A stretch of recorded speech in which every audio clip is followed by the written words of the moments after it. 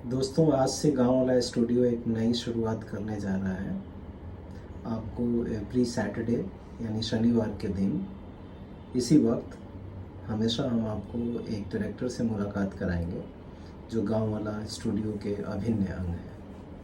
तो आज हमारे सामने जो बैठे हुए हैं उनका नाम है प्रदीप रॉय, और मैं इन्हें पिछले 22 सालों से जानता हूं, और ये मेरे सिर्फ दोस्त ही नहीं है, दोस्त से ज़्यादा कुछ है। और गांव वाला स्टूडियोज़ के लिए इन्होंने बहुत काम किया है। इनकी क्रिएटिविटी से हमने न आपका मनोरंजन किया है, बल्कि गांव वाले ने भी एक बहुत बेहतर कदम बढ़ाया है नए सफ़र की तरफ। तो आइए उनसे मिलते हैं और उनसे बात करते हैं।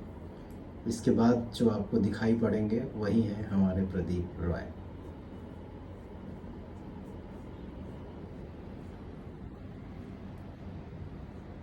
जी प्रदीप जी, हाँ जी।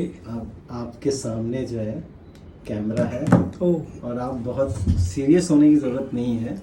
ये गांव वाला स्टूडियो जो है एक परिवार है। यहाँ पे बहुत ज़्यादा फॉर्मल होने की भी ज़रूरत नहीं है। यस। आप जिस हालत और जिस हालात में हैं और जिस जगह पे बैठे हुए हैं, ये गांव वाला स्टूडियोज़ का ही ऑफिस है, और आप अपनी बात कह सकते हैं। सबसे पहले तो आप दर्शक को अपने बारे में बता दीजिए और गांव वाले से आपका क्या रिश्ता है ये उन्हें समझा दीजिए।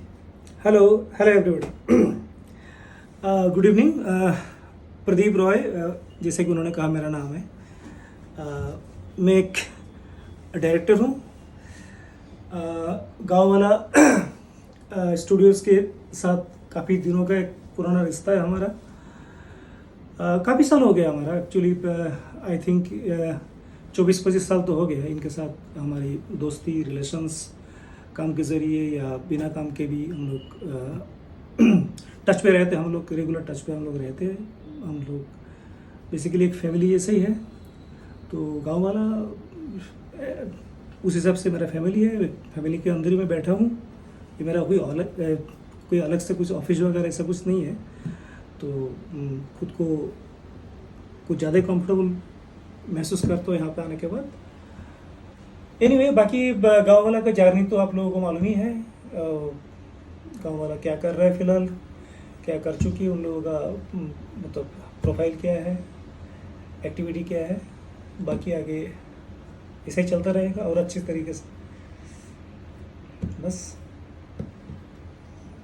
ये तो बहुत ही जेनरिक बात हो गई। कुछ स्पेशल अपने बारे में बताइए। स्पेशल हम क्या बताएं भाई, स्पेशल गांव वाले के साथ आपने काम भी तो किया है, और गांव वाला चैनल जो हाँ है इन दिनों सबसे ज्यादा जो कंटेंट बना रहा है वो बिहार बेस्ड, राइट। हाँ।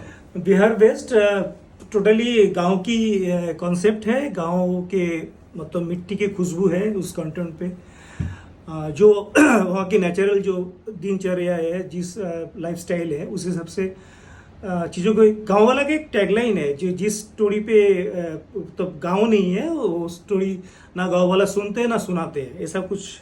जिस कहानी में गांव नहीं है, हमें सुनानी नहीं है। हाँ, तो उसी टैगलाइन को ही फॉलो करते हुए गांव वाला जो भी काम कर रहे हैं।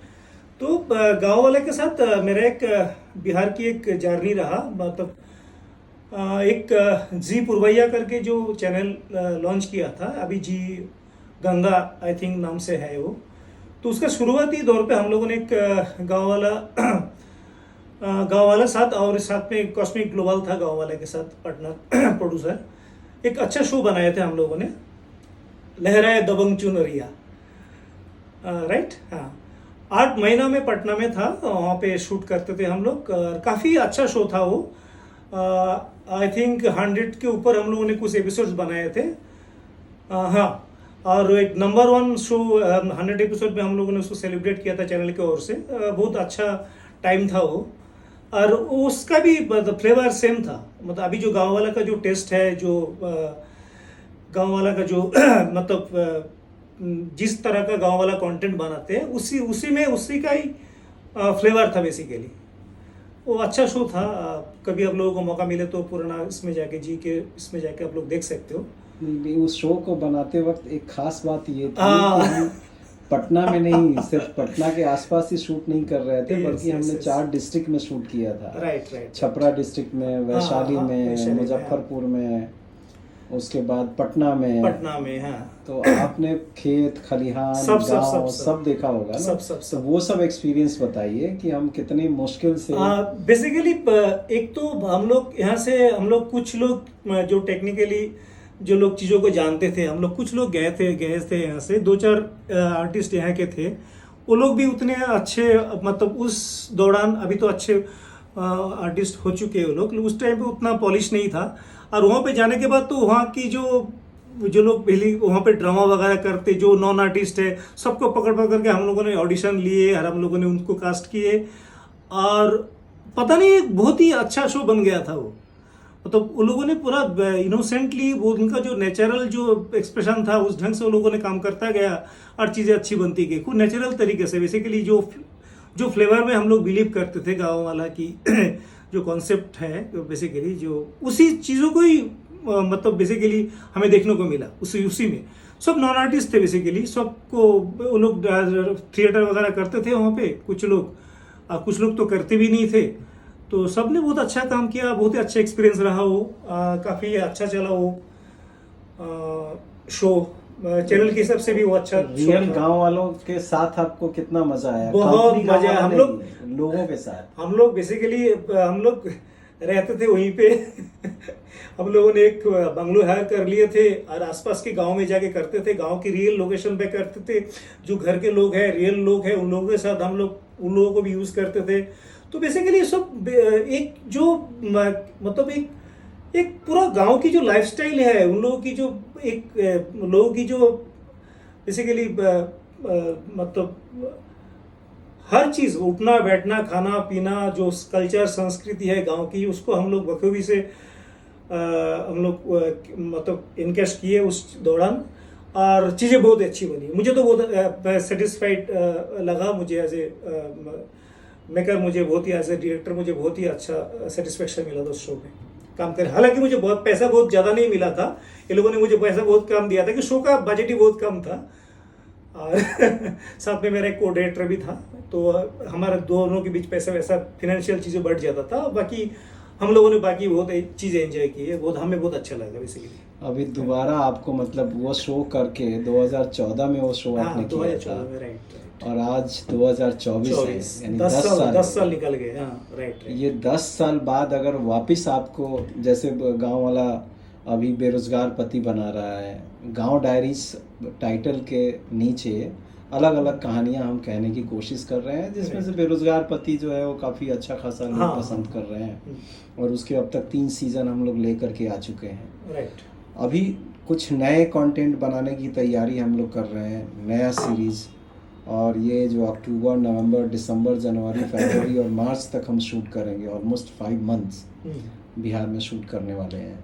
तो क्या एक बार फिर आपको हम भेजा जाए? कभी भी एनी टाइम जाने के लिए मैं तैयार हूँ। मुझे बहुत अच्छा लगा। मुझे एक्चुअली वो चीज़ मिस कर रहा था। अगर आप गांव वाला मुझे भेजेगा एज ए डायरेक्टर दूसरा कुछ शो के लिए सेम लोकेशन पे, मुझे तो बहुत ही अच्छा लगे। इनफैक्ट वहाँ से मुझे बीच बीच में फ़ोन आते कुछ लोगों के, सर आप आते नहीं हो, कब आओगे सर, इस टाइप के बेसिकली, सर बहुत अच्छा लगा था वगैरह वगैरह। तो काफ़ी कुछ लोग लाइफ टाइम के लिए जुड़ गए हमारे फ़ोन बुक में बेसिकली तो टच पे रहते वो लोग, फ़ोन वोन आते, हम लोग भी बातें करते रहते हैं। बाकी अभी सोशल मीडिया के युग है तो लोग अलग तरीके से कनेक्ट तो रहते ही है। तो मुझे सच में बहुत अच्छा लगेगा अगर दोबारा मौका मिले ऐसा कुछ काम करने के लिए उस जगह पे जाके। गाँव वाला अगर इस मौका हमें दे दोबारा करने के लिए तो नथिंग मौके की तो बात ही नहीं है। प्रदीप रॉय साहब, जिनसे आपने इतना कुछ सुना, एक्चुअली उनके बारे में मैं आपको बता दूं कि मेन स्ट्रीम चैनल जैसे जी टीवी हुआ, सोनी चैनल हुआ, एक दंगल चैनल है, और भी कई चैनल्स आ चुके हैं। इन सारे चैनल्स के लिए इन्होंने एज ए डायरेक्टर बहुत अच्छी अच्छी चीज़ें बनाई है। और कुछ तो ब्रांड का नाम आप लोग जानते भी होंगे जो प्रोग्राम है, जैसे क्राइम पेट्रोल इन्होंने डायरेक्ट किया है। क्राइम पेट्रोल के अलावा सोनी पर ही एक मन में विश्वास है आया करता था, तो मन में है विश्वास, तो वो भी ये डायरेक्ट करते थे। तो काफ़ी, और बांग्ला में इन्होंने फिल्में भी डायरेक्ट की हुई है और बहुत अच्छे टेक्नीशियन हैं। और हम तो चाहेंगे कि गांव वाले के साथ ऐसे गुणी डायरेक्टर जुड़े, लेकिन हाँ, गांव वाले के पास अभी पैसा नहीं है। गांव वाला बिल्कुल गांव वाला है, जो जैसे आपने देखा है ना, गांव के लोग जो है वो माइग्रेट करते हैं, और मोस्टली जो माइग्रेशन का जो रीज़न है वो यही है कि उनको पैसे कमाना होता है। गांव वाला एक ऐसी कोशिश कर रहा है कि किसी को भी माइग्रेट करने की ज़रूरत ना पड़े, बल्कि हम एक अच्छा प्रोग्राम बनाएं, और दुनिया जो ऑडियंस हमें देखती है वो हमें कुछ पैसे दे करके देखे, ताकि जो कलाकारों के जो एक किल्लत होती है पैसों की, वो किल्लत भी ख़त्म हो और बेहतरीन कंटेंट हम लेकर के आ सकें। तो प्रदीप रॉय जी अगर कल आते भी हैं और अपना सर्विस हमें क्रिएटिव देते हैं, तो आज भी उनको बहुत पैसे तो मिलने वाले नहीं हैं, बहुत नाम मात्र के पैसे हैं। इतने मिलेंगे कि वो 2 वक्त जितने दिन वहाँ रहेंगे लैविशली खाना खा सकते हैं, रह सकते हैं, और बम्बई में जो इनका घर है उसका बिजली का किराया भर सकते हैं। तो इनका एक अच्छा टैगलाइन कहने के लिए टैगलाइन है, 2 वक्त की रोटी, एक रोटी मिलेगा तो आधा प्रदीप जी आपके लिए, आधा मेरे लिए, तो उतना काफ़ी है गांव वाले के लिए। गांव वाला का काम करने के लिए उतना मिल जाए तो बहुत अच्छी बात है। और गांव वाला हमेशा इस ढंग से तो लोगों को शेयर करते ही है, इसमें कुछ भेदभाव नहीं है। गांव वाला बेसिकली हमारे फैमिली जैसे ही है, तो इसमें अलग से कुछ सोचने की दो राह नहीं। जब भी बोलेंगे गांव वाला प्रदीप जी आइए, या काम आपके लिए आपको करना है, हम तभी जी हुजूर टाइप का हाजिरी है हम लोग, मतलब मेरे लिए वो जी हुजूरी वाला वहाँ मामला रहेगा। और हमेशा तुरंत 1 कॉल डिस्टेंस पे हम लोग ये बात कर लेंगे फाइनली।